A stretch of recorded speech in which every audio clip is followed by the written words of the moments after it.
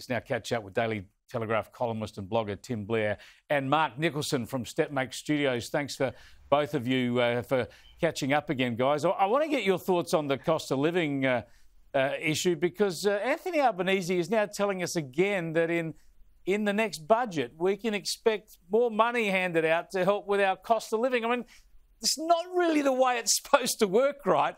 You're supposed to actually cut power prices, cut inflation, make sure interest rates go down. That's the way to tackle the cost of living, not just shovel more money out to help people stay on top of the bills, Tim.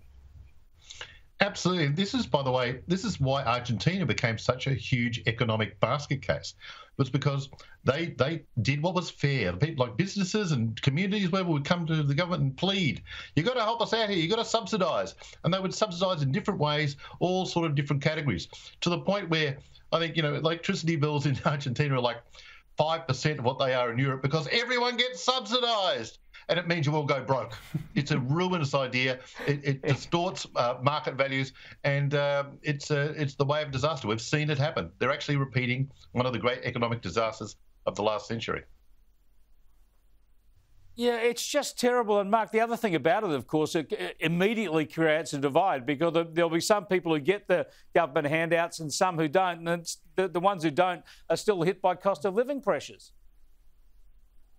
Yeah, that's right. And if you needed any more evidence that this very well may be an election year, you certainly got it there because this is all just to cover up that $275 power bill promise that he made and didn't fulfil. And he's right. You're right. He stood up there today and was talking about how this is going to be for small businesses and families because that obviously sounds good.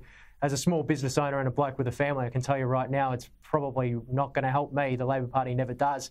And really what this is just a $3 billion injection that's going to take the scenic route through us to the big energy cartels, and it's going to get, subsidised and then picked up again by the taxpayer. It's a beautiful little system, and all it is just to cover up the lie. And he's sitting there going, yes, now Sky won't be able to ask me questions about that $275 power bill question. That's all it is. He thinks he's being so sneaky. I think you're absolutely wrong, Mark. I think the Labor Party does a lot for you. They give you most of your best material. But here is the Prime Minister. Here's what he was saying today. Helping Australian families and helping small family businesses with their energy bills was a key priority in last year's budget. It helped people under pressure, but it did something else as well. It helped to fight inflation. And as we put together next month's budget, small businesses and families will again be front and centre in our thinking. Yeah, he's going to throw more cash around. You don't fight inflation by throwing more cash around.